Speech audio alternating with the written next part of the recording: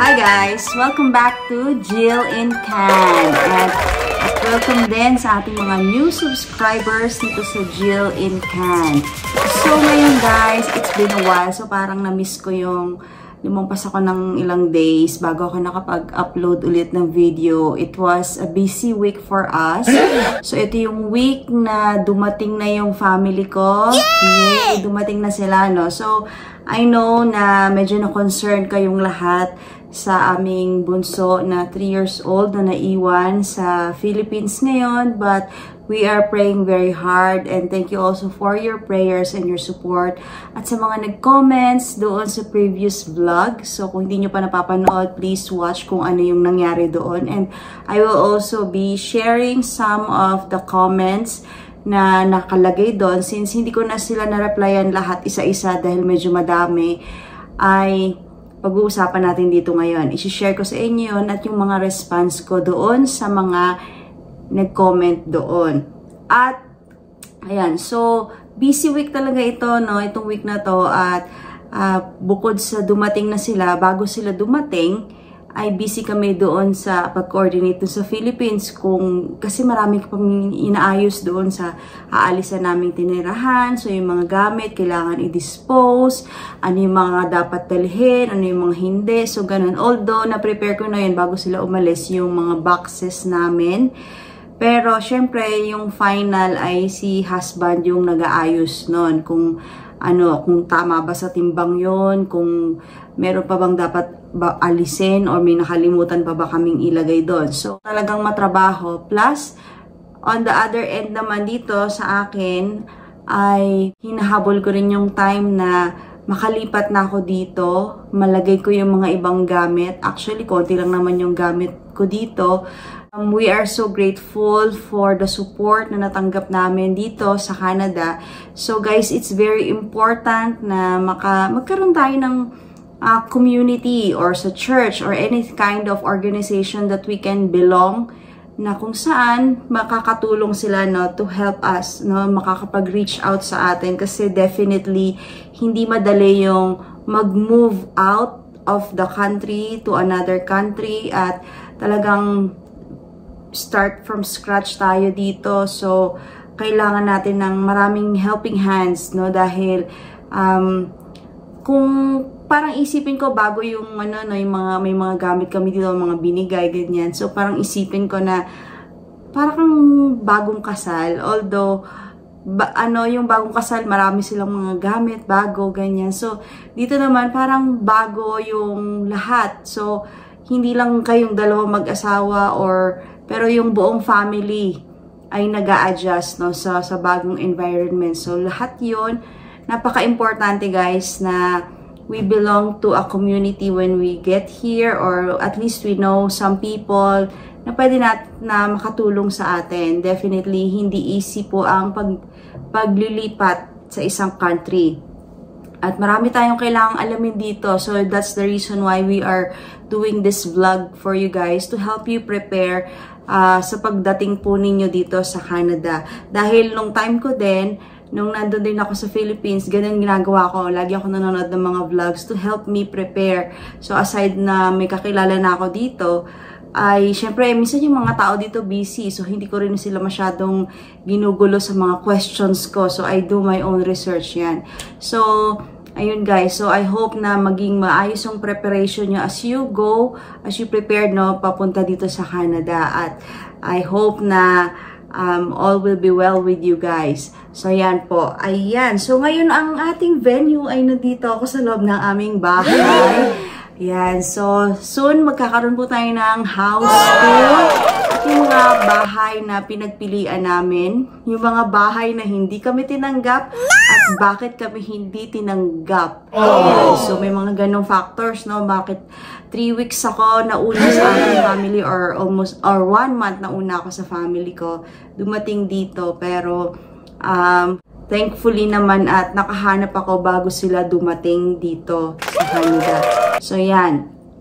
At eto na nga. So mamaya i-share ko din sa inyo yung kanilang arrival. Ano yung mga naging hassle.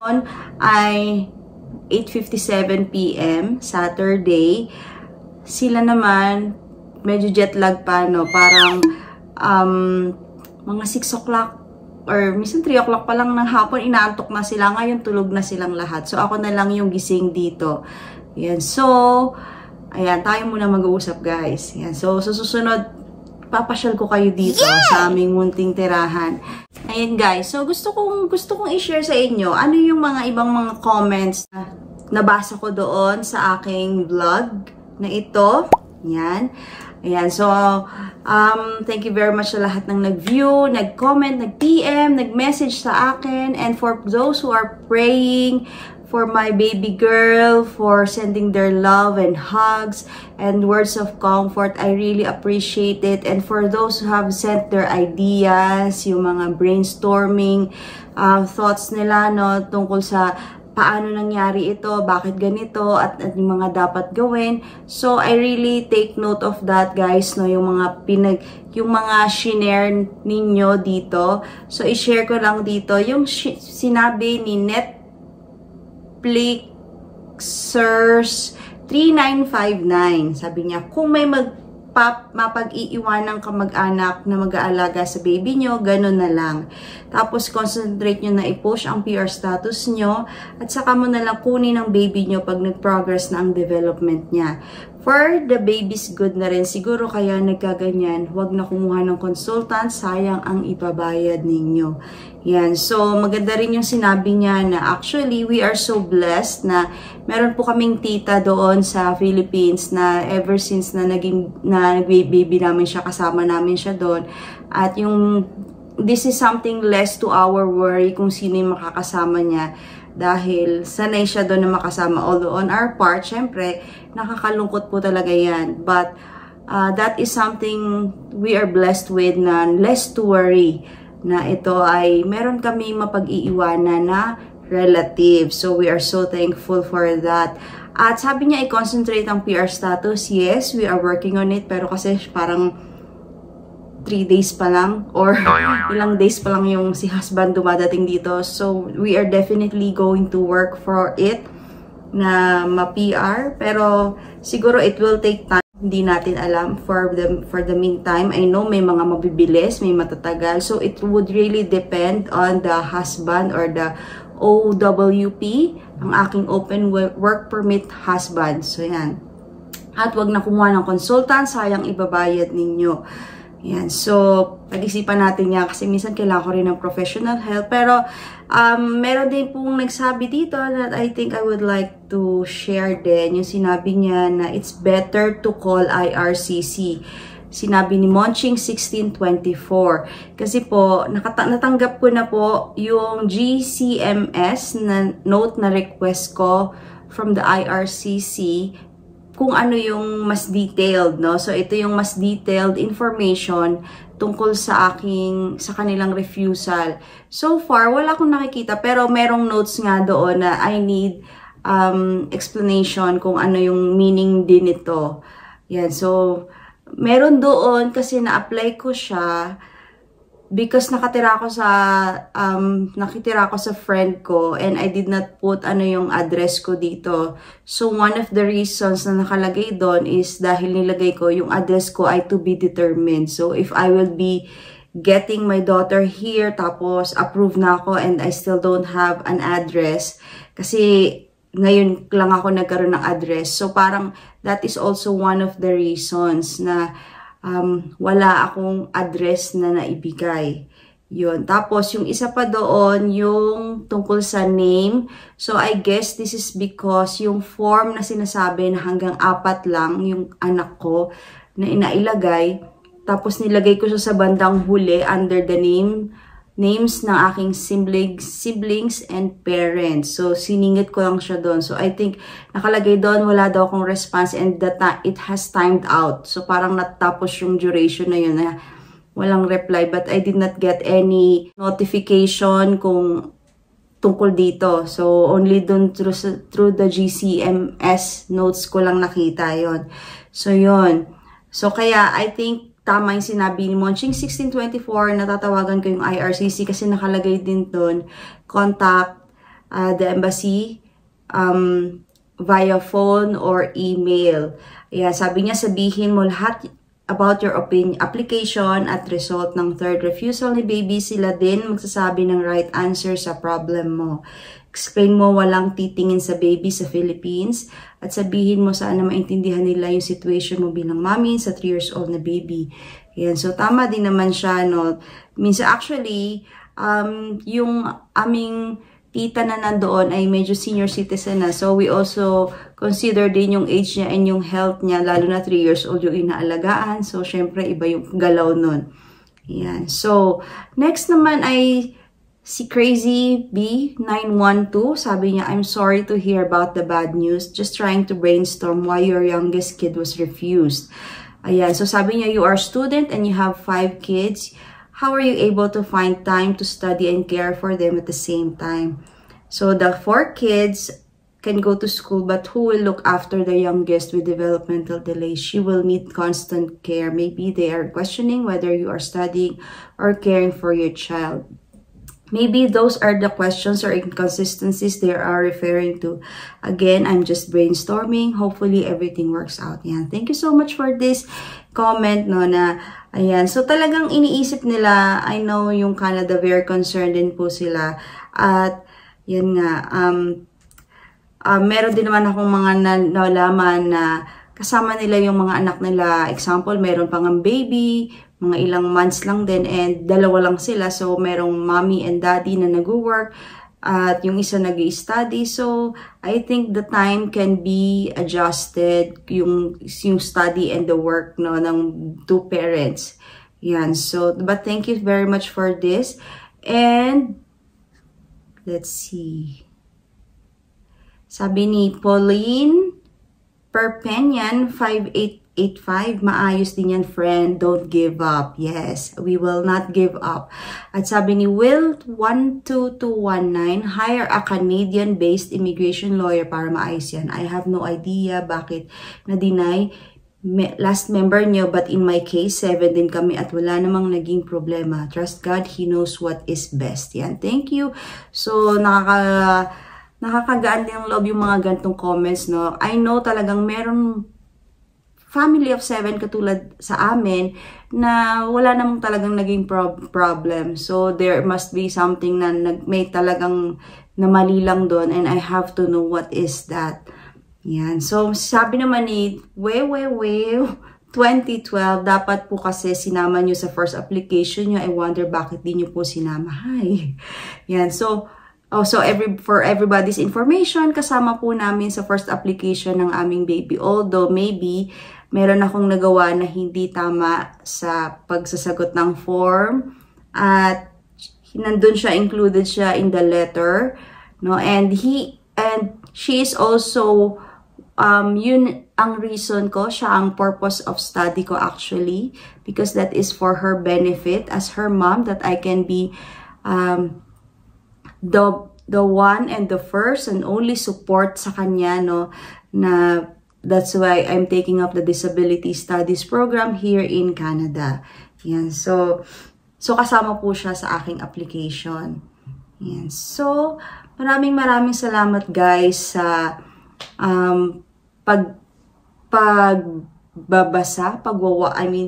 maraming salamat guys sa pag-watch ng aking mga videos. I know marami kayong inaabangan na videos ko kung ano yung mga topics na mini-message nyo sa akin. Yan. So, inaantay ko din guys kung kailan ko magagawa yan. But please, wait lang po tayo and darating po tayo dyan. So, ngayon, pagpapatuloy po ng ating usapan ngayon, ay isi-share ko sa inyo yung kanilang arrival. Yan. So, hindi rin naging madali ang kanilang pagdating dito. So, bago dumating ng bahay, yung husband ko pagod na siya. Kasi ang dami pa rin, hindi natatapos yung mga ililigpit sa bahay namin. Ang dami pa rin naiwan. Tinawagan ko na yung mga ibang friends ko na pumunta doon. Hakutin na nila anong gusto nilang hakutin kasi wala na kaming time para magbenta pa niyan o ano. Hindi na talaga kaya ng time. So, shout out sa aking mga friends dyan. Si Joanne Reyes, si Betsy Luar, at si Charmy Asado. Yan. And congratulations sa kanyang new baby. So, si Charmy Asado ang aking co-makeup artist na kasama palagi tuwing meron akong gig sa Philippines, no? At ngayon, mami na siya. So, sila yung mga nagpunta at maraming salamat sa paghakot ng ibang gamit namin. Dumating na nga sila dito at naging busy na talaga yung time. Yan. So, ito yung mga nangyari, guys. Let's watch this video! Hi, guys! So, ito na po yung ating kwento ng kanilang flight experience na i-share ko ngayon sa inyo. So, sila ay umalis bilang together, my husband and the 4 kids, no? So, ang bawat isa ay allowed ng 2 boxes or 2 luggages per person at it should have a maximum capacity of 23 kilograms. So, dahil 5 sila, meron silang 10 boxes. Yeah, so, medyo madami to, no? We tried as much as possible na malesen pero minsan ang hirap din talaga, no? So, ang boxes nila merong 20 by 20 and 15 by 15 na sizes. So, allowed yon. Pwede nyo mabili yan sa Shopee or sa National Bookstore. So, i-compare nyo na lang ano yung mas maganda yung kapal niya. Ayan. At so, dahil yung flight nila ay dumating na nga, 3 PM pa lang, nasa airport na sila dahil ang flight nila ay 7:30 PM at saka dahil madami sila, so kailangan syempre mas ahead. At meron bukod dun sa boxes nila, meron pa silang mga hand carry na mga 3-4 per person. So ang dami nilang dala, 'di ba? Ayan, bali yung flight nila, it's direct flight from Manila to Vancouver and then to Edmonton via Philippine Airlines. So, upon arriving at NAIA 1, as PAL Airline going to Vancouver, nasa Terminal 1, dumiretso sila sa courier to check-in. Prior to that, nag-register na din sila ng e-travel or para sa mga passengers. In the check-in counter, pagdating nila doon, yung PAL Airport Service ay nag-inform sa kanila na yung flight to Vancouver ay canceled. So, dinala sila ng PAL sa customer service office para sa details ng kanilang cancellation. So, hindi nila aware na meron palang cancellation ng kanilang flight.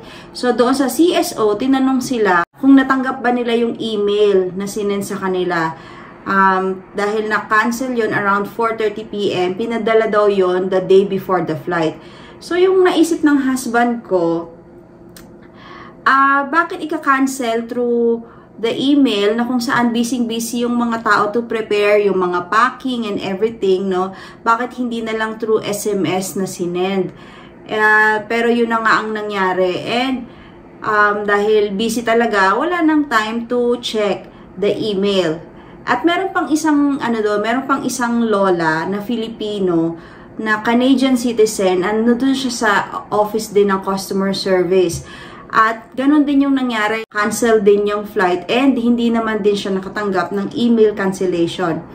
At pagkatapos nun, meron pang mga 3rd person or 4th and 5th up to 6th person or group of people na dumating, may concern tungkol sa cancellation na ito. Initially, na-inform sila ng PAL staff na pwede silang mag-hotel nearby but sa expense nila. Dahil nga daw, na-inform naman daw yung mga tao about this cancellation. So, kailangan expense nila yon. And technically, it was less than 24 hours through email. After some back and forth complaints by the irate passengers, no? So, mainit na yung ulo ng mga passengers, yung PAL's customer service crew ay finally binigyan na sila ng hotel accommodation and hotel airport transfer service. So, yung reason pala ng kanilang cancellation ay because merong safety maintenance for the airplane.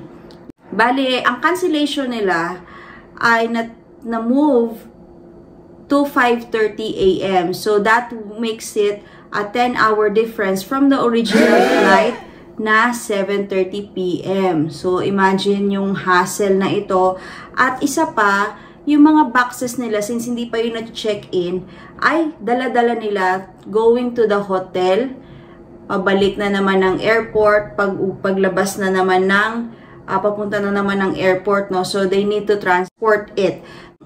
Meron namang transfer service na free din. However, yung mga boxes, no, masyado siyang, too much to carry din. So, pagdating doon, binababa lang yun at sila na naglalagay doon kung saang part ng hotel. And then, so yung na-transfer na nga sila sa Century Park Hotel for the accommodation together with the 10 boxes na hindi pa chinek-in kasi ng PAL. Yan. So, meron naman silang buffet dinner in the Hotis restaurant. Since 5:30 AM, yung flight nila, in-schedule sila for pick-up sa hotel at 2 AM.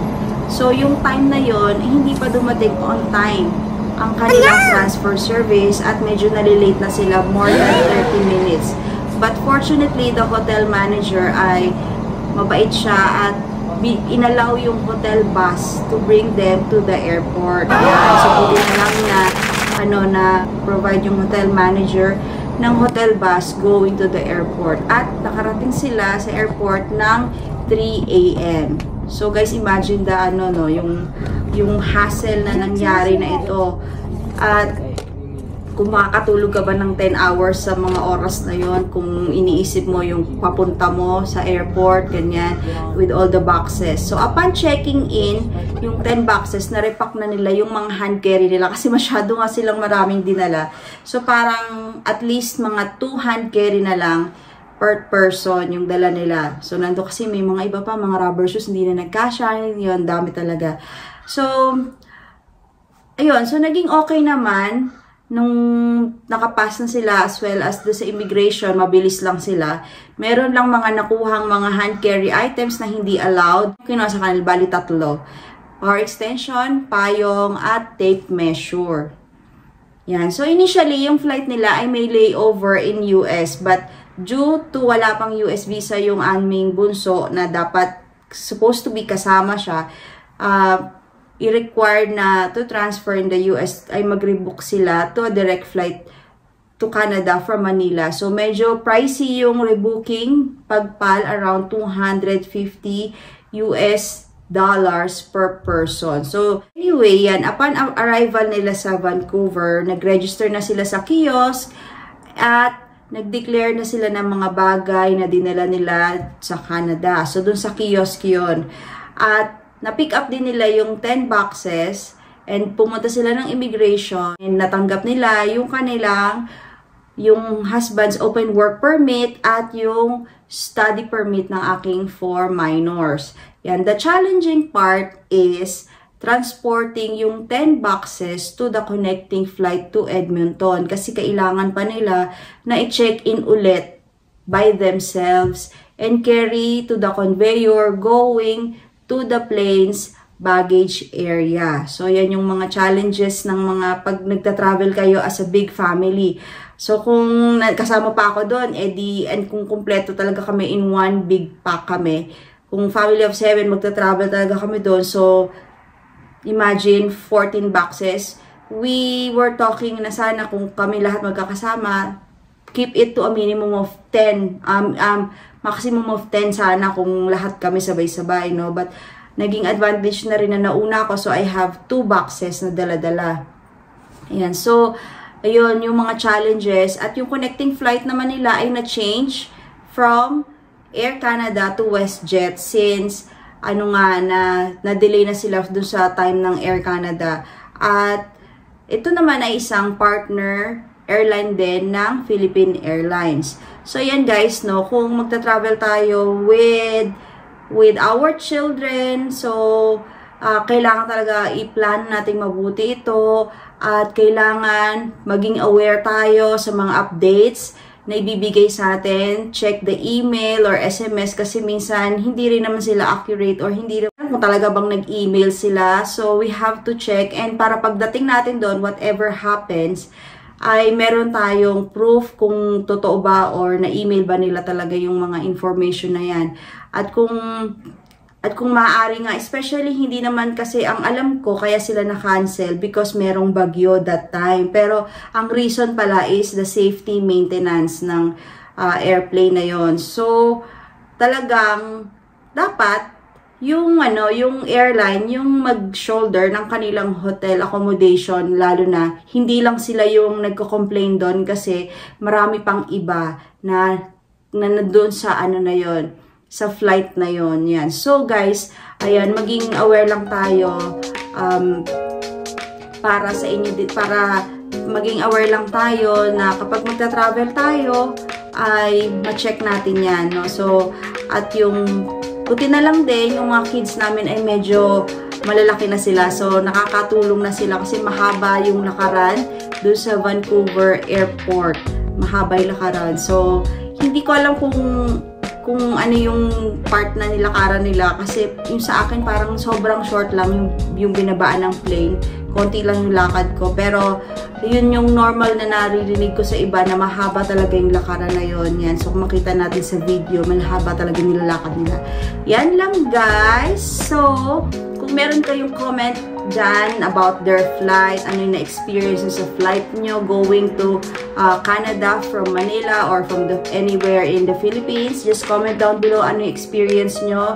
So, ano yung airline na sa tingin nyo okay ba na to travel? Na okay ba na mag-direct flight na lang tayo palagi ganyan? Kasi hindi ako direct flight dahil may US visa ako. So, nagkaroon ako ng maraming layover. But, naging okay naman siya. Yun nga lang matagal ang aking naging flight. Pero, yun, kasi mas less din yung cost nun kapag marami tayong layover. Pag direct flight, of course, syempre, at your convenience, okay na yun pagbaba.